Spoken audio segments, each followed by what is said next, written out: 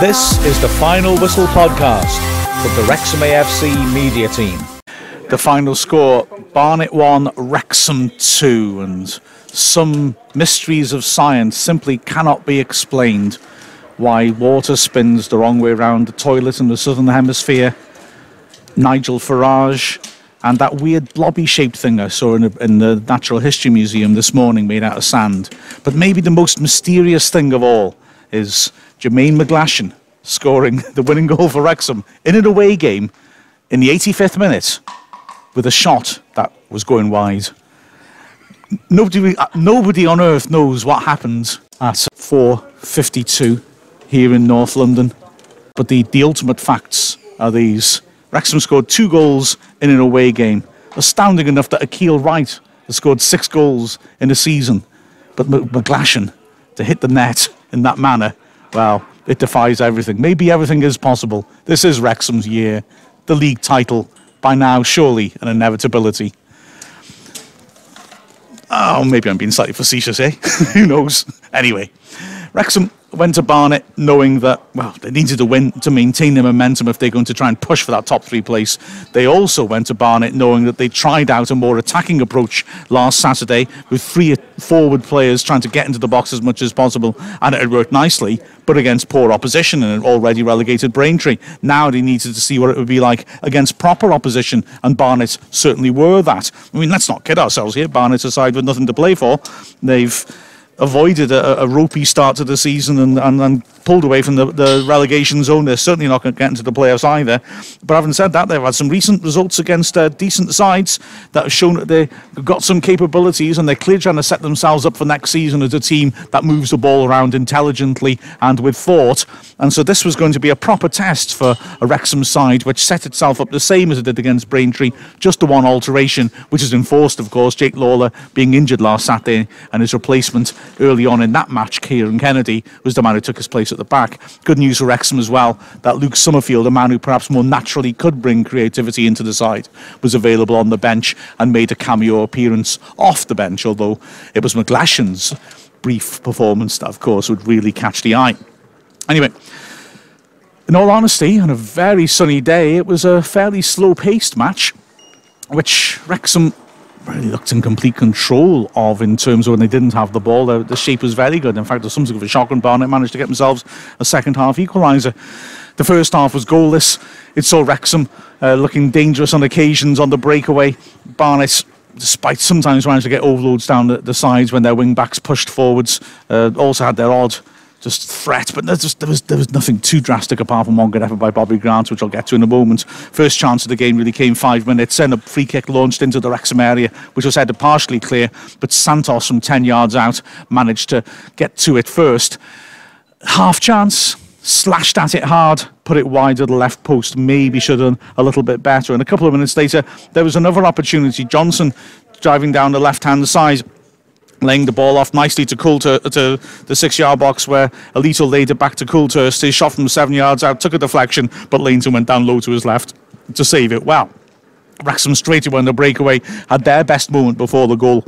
The early delivery forwards by Laneton, a 2-on-2 break, and Bobby Grant driving through the centre, got her onto his favourite left foot, hit a good strike from the edge of the area, which hit the inside of the left post and span away to safety. And moments later, Wrexham were threatening again. Young putting a free kick into the box, Pearson nodding it down well, Bevan 20 yards out running onto it, but lost his balance as he stretched for it and couldn't control his 20-yard shot, which went over the bar. That was after 9 minutes, and there wasn't much else really that happened in the remainder of the half. Roberts did well to pull the ball back from the right-hand side for Bevan again, but his shot from 15 yards was well blocked. And there was a dangerous moment late on when Alito had a free kick on the left-hand side, right in the goal line, just outside the box. He dinked it deliciously over Laneton to the far post. Kennedy did superbly under pressure, virtually on a goal line, to head the ball clear. So 0-0. Wrexham looking pretty controlled, very good when they didn't have the ball, very good shape. They would press on occasion, often triggered by Bevan, and won the ball back sometimes quite high up the pitch to give Barnet problems when they tried to pass it around at the back. But if that trigger didn't happen, they would drop off, and their shape behind the ball was very, very good indeed. And Barnet, like I said, were quite ponderous on the ball and struggled really to pass their way through Wrexham's organised rearguard.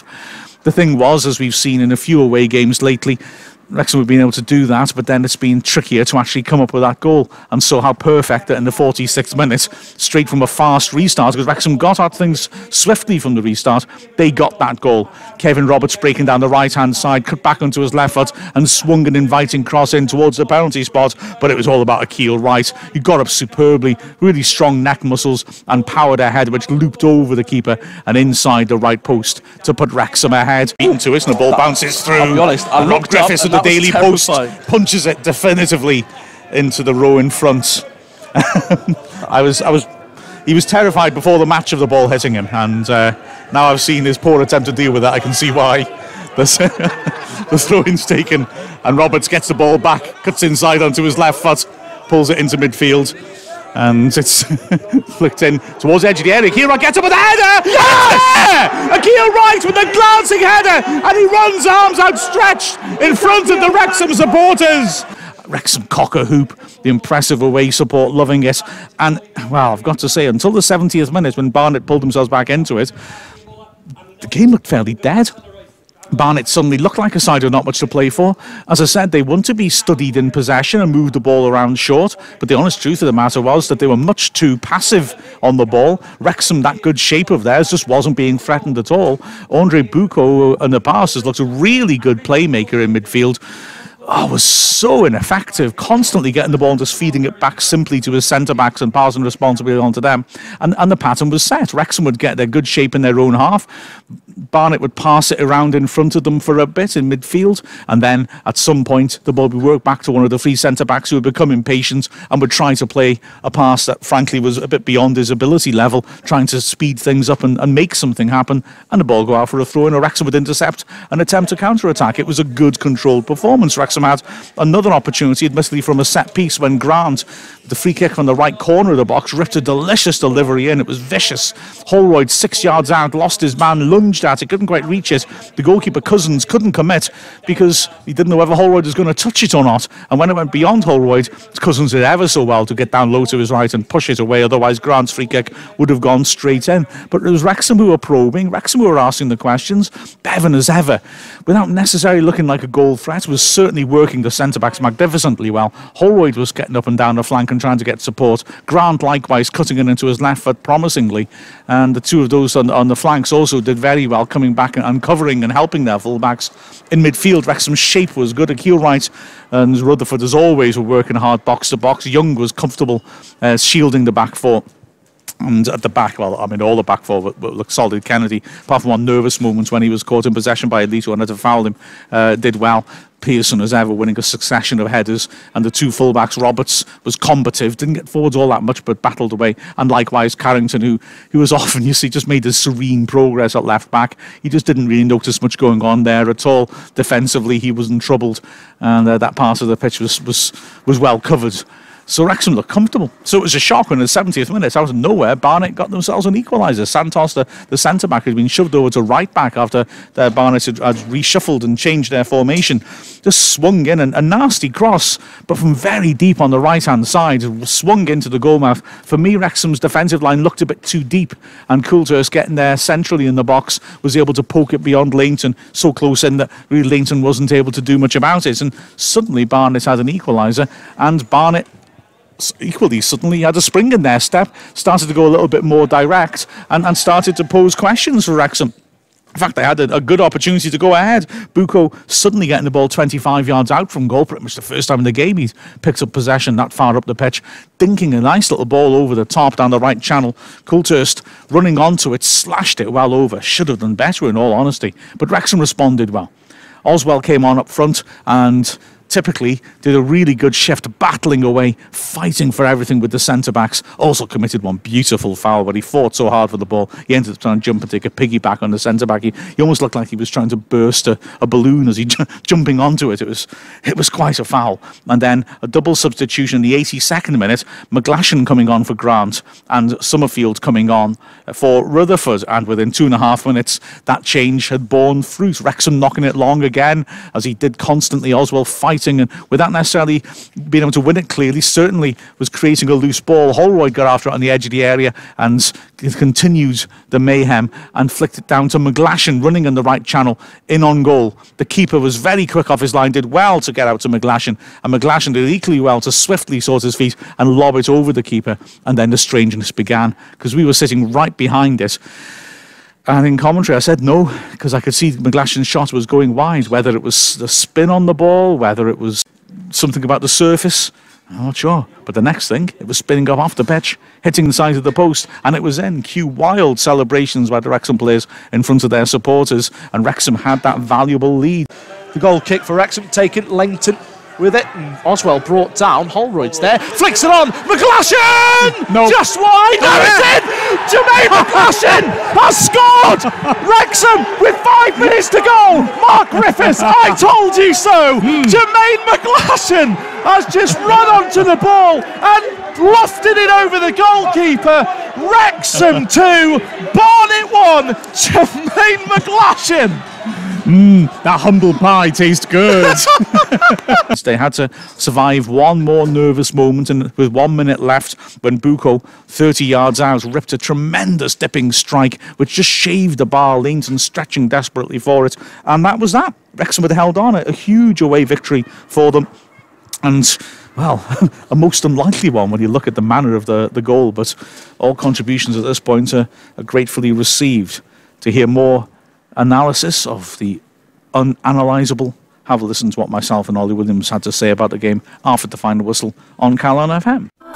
This is the Final Whistle podcast from the Wrexham AFC media team.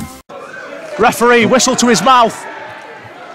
Ball's headed out of play, and Wrexham have won here at the Hive, their first away win since February.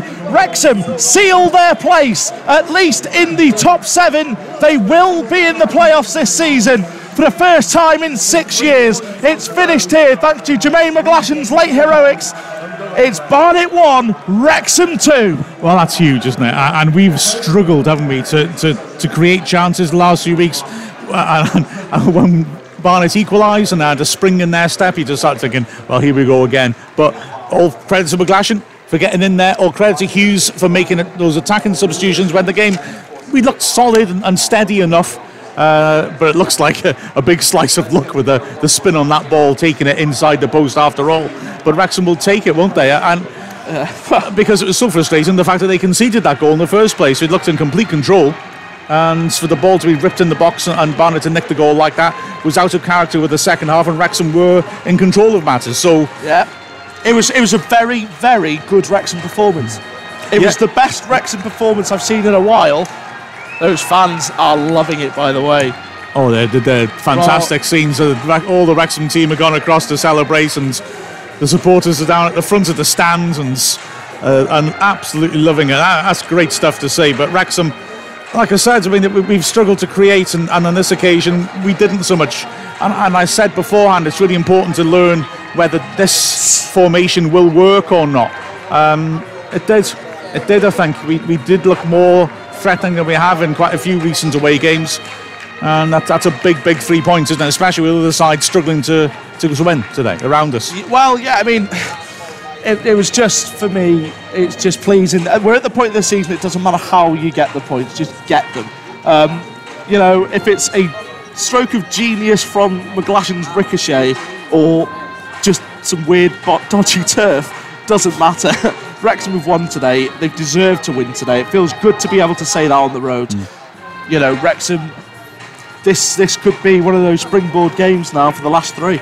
Absolutely. It's going to give them a boost of confidence as well, isn't it? Yeah. Really, because looking back at Jared Phelan's Ask Wrexham question, you know, saying about how do we view this, you know, should we actually feel quite positive that we're still keeping going in the playoffs despite having 3 managers in the season? Well, yeah, the mood has been quite negative lately, despite the fact we've ground out some results. Well, hopefully this is something which will just make people look more positively at things again. Certainly hope so. Yeah, you want to. You know, the whole club needs the lift. You know, we need a lift. Everyone needs to be striving into that same direction. We all need to have that. Having a rift anywhere is never good. And when you've got the 3 potentially biggest games we've had in in our history, the last sort of decade or so, we all Got short memory, Ollie, have you? Well, Playoff finals, FA Trophy finals. One of the biggest, of course. Yeah. FA Trophy, come on. Playoff final, yes, but this is a huge opportunity now for Wrexham, depending on what other results have done around us. But I mean, it's a huge opportunity, and if Wrexham can go on and win those last 3 games, who knows what could happen? Man of the match call. It's quite difficult because everybody was at least a 6.8. You're not giving it to McGlashan. I want to give it to McGlashan. That's not happening. Just to say, no. I told you so. Don't make me pick man of the match. I will if I have to. I might leave it to the last few seconds. The back four were good. Broadcast. They were. were. Back four were good. Young covered them well. A lot of hard work from the front three, although I think I'd be stretching it to give it to one of them because it didn't threaten all that much. But the back four and Young, I thought, were really the ones that I was going to say, between Young and maybe Kennedy, I'm going to go with Young for me. Yeah. I'm okay with that, absolutely. Yeah, He showed good energy, very good. Broke things up well, tried to feed the ball forwards, sometimes quite directly, just to ask questions of Barnet, and, well, we'll take that, won't we? Good result. That'll do me. That's stating the blindingly obvious. Good result. Yeah, absolutely. Akil Wright with a tremendous header, and then Jermaine McGlashan with a bit of mystery spin, the Muralitharan of North Wales, as he sort of managed to somehow spin that ball in. And yeah, Wrexham have got a huge victory in the day when other sides have struggled around them.